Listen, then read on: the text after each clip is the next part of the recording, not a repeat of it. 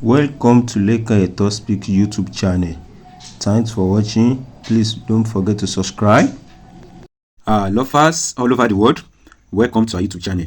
Gẹ́gẹ́ bí ẹ ti mọ̀ wípé update lọ́lọ́kọ̀ ìjọba náà ni a máa mú wá fún yín lórí ọ̀rọ̀ tí ó ṣẹlẹ̀ láàrin Pastor Gabriel Adémọ́lá Musan tí ó gba yín mọ̀ sí Agbala Gabriel àti muideen Mr. Muideen tí àwọn èèyàn dáwọ́ ilé fún lọ́jọ́ sí. So ọ̀rọ̀ yẹn náà ni a ṣì wà lórí ẹ̀. So update yẹn náà ni a ṣì ń mú wá fún yín. Contribution àwọn èèyàn lọ́tún lósì because tí ẹ bá gbàgbé tẹ́ bá fọkàn bá wa lọ, Agbala Gabriel wọ́n kọ̀ fún decision àwọn èèyàn lórí ọ̀rọ̀ ilé muideen ní after gbà tí ó lè tó já ilé muideen. So a rí pé àwọn èèyàn jáde síta, wọ́n sọ̀rọ̀ lọ́tún lósì, wọ́n contribute. So and then àwọn èèyàn ọ̀jọ̀gbọ́n legally wọ́n dá sí, morally wọ́n dá sí, in the way of Christianity, Islamically wọ́n dá sí. So ẹ jẹ́ ká gbọ́rọ̀ lẹ́kùnrẹ́rẹ́, ká gbọ́ nǹkan tí àwọn èèyàn tí wọ́n sọ, ká gbọ́ contribution wọn. Ẹ jẹ́ ká kọ́gbọ́n in case ó lè má jẹ́ Agbala Gabriel lénìí, ó lè má jẹ́ Mr. Muideen lénìí, kó jẹ́ àwa, kó jẹ́ èmi, kó jẹ́ ẹ̀yin tí ẹ ń wò wá nílé. So wọ́n ní èèyàn máa ń pé gbọ́n ni, èèyàn kì í pé gọ̀. And then experience dẹ̀ ni is the best teacher. So ẹ jẹ́ ká gbọ́rọ̀ lẹ́kùnrẹ́rẹ́, ká gbọ́ nǹkan tí àwọn èèyàn sọ, ká gbọ́ contribution wọn. So ẹ̀yin fi wá sí wa ìfarabalẹ̀ kẹ́ gbọ́ nǹkan tí our foundation notes. Àmọ́ mi yín ká o. Agbala Gabriel àti muideen. Oya, as a foundation member, say what you say again, ma. What I said earlier, I said that at the foundation, when something is a foundation, it's as good as any church or mosque setup. And when people donate money, we donated to the foundation, not muideen. The gift is to the foundation, not muideen. Just like any charity, the British, whatever, whether it's UK, whether it's abroad, whether it's whatever charity we donate to, the money is to charity, is to that charity. However, the charity is now using it for the sole purpose of muideen, who is homeless. But from what Mr. Yomi said, that is not how it works in Nigeria, and I struggle to understand that how can that not be the same in Nigeria? Because we've got our churches to build churches, Kiri. That means Toba Sekpeki church raise fund for your church. No, the house is meant to be. I mean, it would be a fraud if truly that house is for muideen. That would be something that someone could pick up with Agbala Gabriel himself, because when we donated on the pretense that there is a charity on ground looking after homelessness. So giving the house to muideen is taking laws into his own hands. That is one side.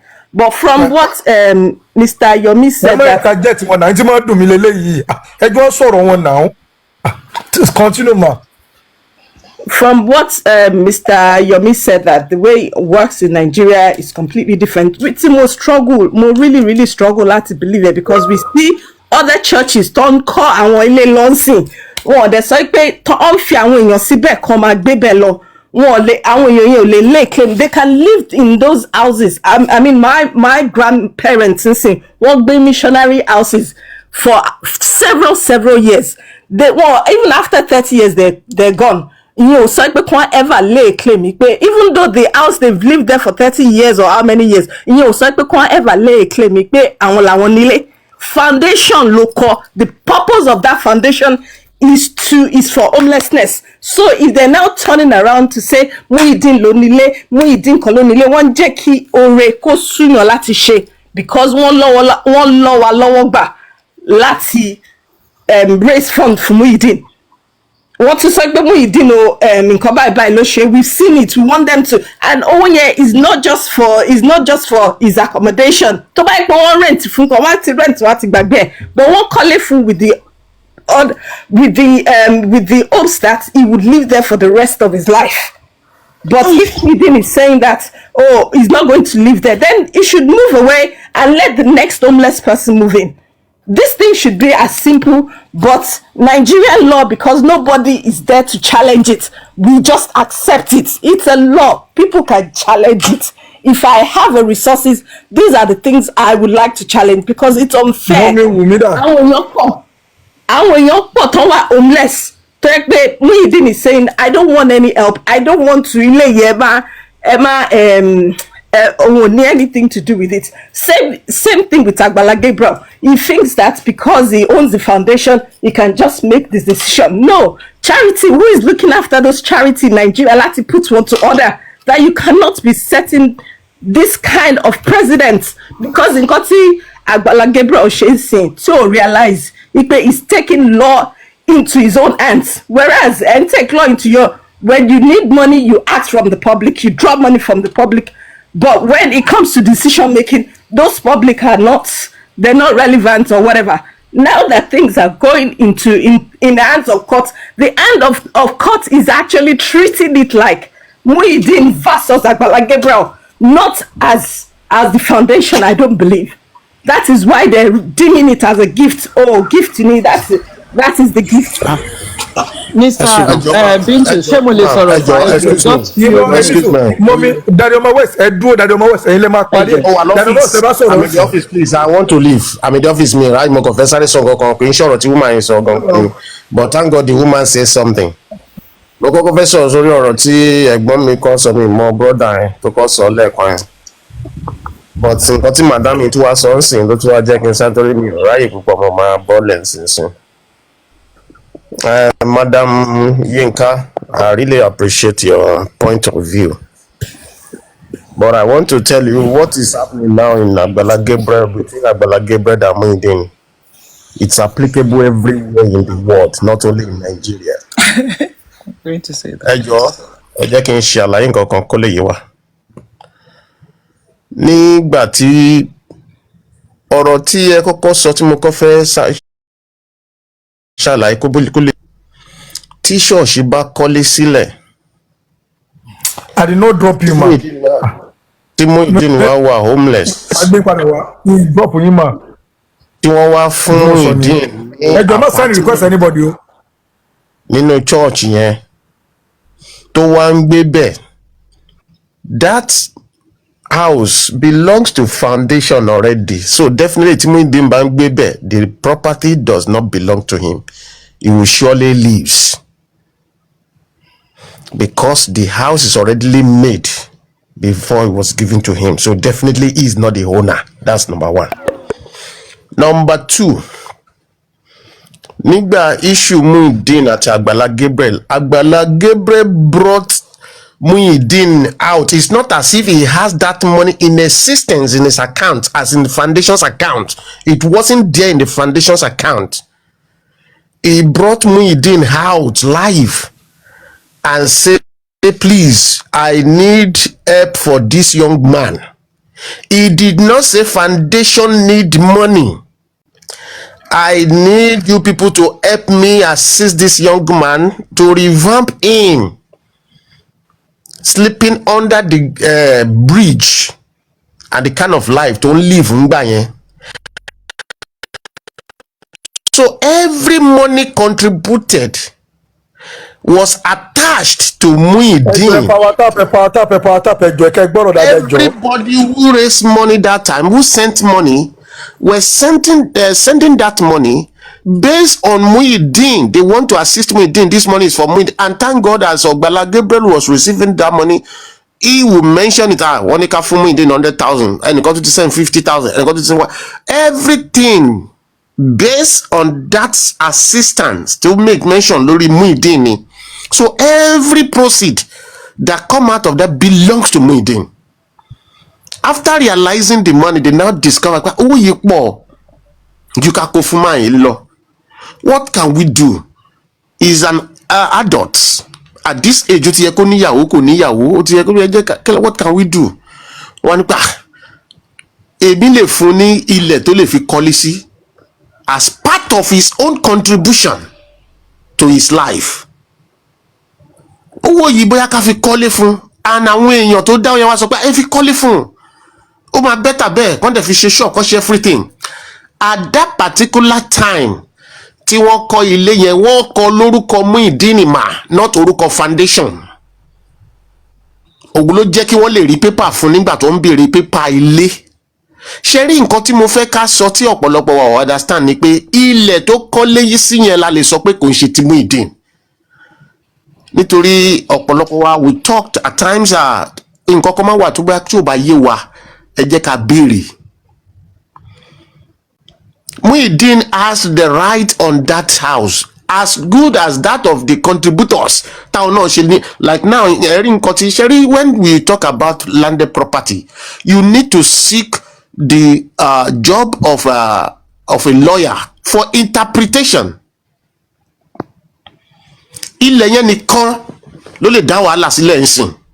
That is why even if you buy a land ní Redeemed Christian Church, go and check. Tó bá lò fún any ọdún tó ń kó fi lò, it belongs to Redeemed Christian Church. Go and check it in the condition. You will see in the owambe. You will see it boldly.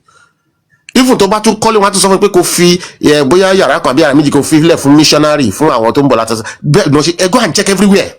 So ilẹ̀ nìkan ni ó jẹ́ wípé rí pé when you are transfer property yẹn they transfer the property of the house. I'm not sure the land involved in transferring. So ipe foundation rẹ jọ nítorí Ọlọ́run. It was later after then Agbala foundation àbí Agbala Gabriel foundation came up. Yes, he has been doing that, assisting people and everything. Yes, we heard of that. Ṣẹ̀rí tó bá sọ wípé ẹjọ́ a ní ìdí owó foundation ní ìdí owó tó wá dáwó sí foundation tí foundation wá mú owó yẹn láì sọ pé Muideen ló ní. Ẹ jẹ́ ká máa ru àwọn clauses yẹn. Like now, I have 50 million in my foundation account now. I now pick 20 million. Mo wá fi Collins in. Èèyàn kan wà homeless and now put it there. That house belongs to foundation, not for that person. But in as much the young man is rightly involved, the house belongs to him. Òun ló jẹ́ kó lè ṣe transfer of ownership to him. Ẹ rí pé ńgbà t'Agbala Gabriel fẹ́ sọ̀rọ̀, Agbala Gabriel mention foundation now. He said, you people that contributed money láti lè assist man, what can we do? He never asked foundation. So ọ̀rọ̀ yẹn kò rújú rárá, very simple and clear. Àwọn tí wọ́n lè gbé igi dínà Muideen not to have access to the house na the contributors. Those contributed that money can come out and say no, we did not contribute that money for you to build that house and resell it. We contribute money so that they can build a house for you in that place and you reside there for the rest of your life and your children. In as much you are not ready to live there, no, don't sell our house. I want to lágbára. Agbala Gabriel has no power. The only power tí Agbala Gabriel lè ní òní lórí ilẹ̀. Sir, ẹjọ́ sir, dáàdi ọmọ West kìíní kan ṣẹlẹ̀ ní kọ́mẹ́sì ẹ̀ṣẹ̀ ẹjọ́ kó tó lọ jìnnà. Ashandi, I beg you in the name of God, don't call anybody only here. I beg you in the name of God. There's no only, I didn't want to abuse the word here. Kí ló dé olè bí báyìí ká ló sọ̀rọ̀ tó ń pèyàn ló lè gan kí ni gbogbo nǹkan tá à ń ṣe à ń sọ̀rọ̀ tí kókó yìí wọ́n ti ń pèyàn kan ló lè ẹ̀yìn sọ̀sọ̀ kù sọ̀ bí sí nǹkan tí mo mú nǹkan orú ọpọlọ táwọn èèyàn máa ń lò gan sef èèyàn tó wà ń bí kò ń ṣe pé fẹ́ lọ. ẹ má máa wo comment section. irọ́ ẹni máa wo màá sọ tèmi. Jerry, nǹkan kan máa ń wà lórí platform tá a bá ń discuss. We are not discussing here because we just want to share light. Sharing gbogbo nǹkan tó ní kálukú wá ń sọ. We are saying it based on our understanding and our views. But kì í wo technically on the legal aspects. When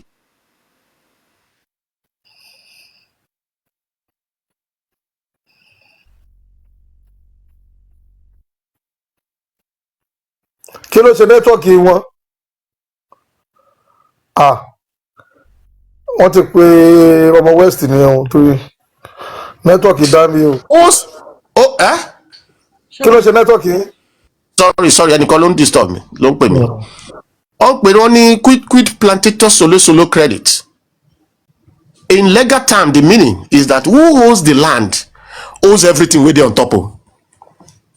Òun lè máa rí tíyàwó máa sọ pé mi mo nílẹ̀ ọkọ mi kọ́lé sí àwọn kò lọ sí court wọ́n á ní kó lọ gbé wọ́n á ní kí ìyàwó lọ gbélé ẹ̀ kúrò ọkọ nílẹ̀ ìyàwó kọ́lé sí. But in a situation whereby tí ó bá jẹ́ wípé wọ́n transfer ilẹ̀ yẹn legitimately to muideen, that is when the muideen has the right to sell that place, because he whoever buy that house does not buy the land, he buy the only house. The land belongs to the foundation as a Agbala Gabriel group church, and that is one part of the contribution. Kò lè irú owó tó fi ra ilẹ̀ yẹn tó bá jẹ́ fẹ́ lọ rà ń ta tó bá tún yọ nínú owó tó fi kọ́ ó lè má tó, and contribution ti tiẹ̀ ní fún ẹni yẹn.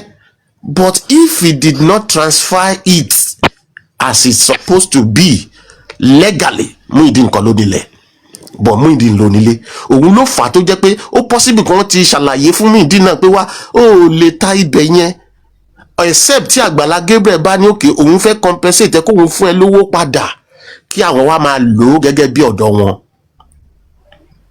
Agbala Gabriel kò tí ì hùwà burúkú, muideen náà dẹ̀tẹ̀ kò tí ì sọ̀sọ̀kúsọ, a ò tí ì gbọ́n kankan, but ìṣe ni kẹ́ jẹ́ ká ní sùúrù àwa tá a bá ń dá sí ọ̀rọ̀ yìí.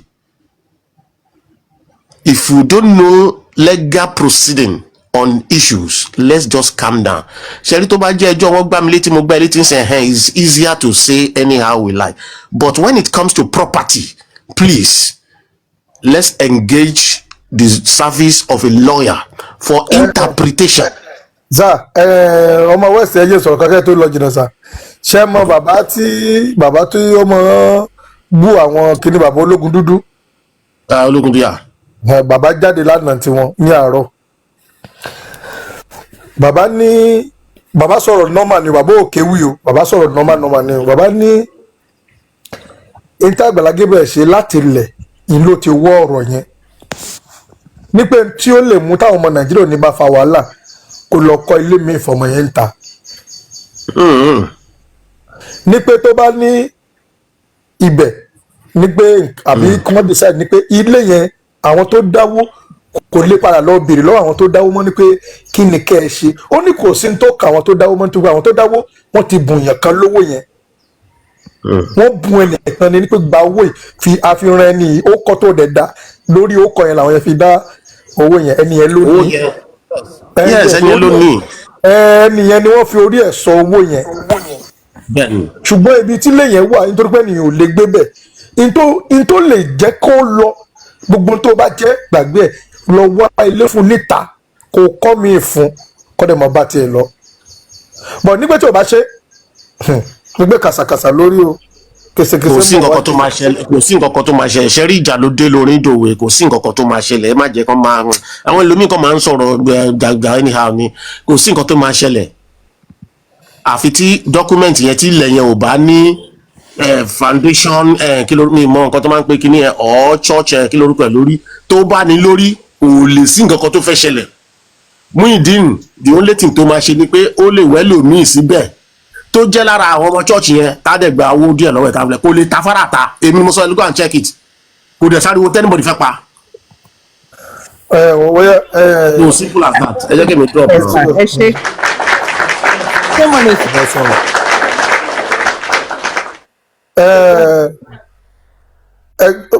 Ẹ jẹ́ wọlé ní ẹjọ́ mọ́bìnú ẹ jẹ́ fún mi sọ pé láì. Lovers all over the world, contribution àwọn èèyàn náà ni ẹ ti gbọ́ ẹ̀. So ẹ̀yin tẹ́ jẹ́ fíwá sí wa tẹ́ ń wo kí ni kọ́mẹ̀ntì ti yín, ẹ comment, ẹ jẹ́ ká mọ̀ opinion tẹ̀yin náà tẹ́ ń wò wá nílé, ẹ jẹ́ ká mọ̀. So I appreciate the support in so far. We love you all. Thanks for watching.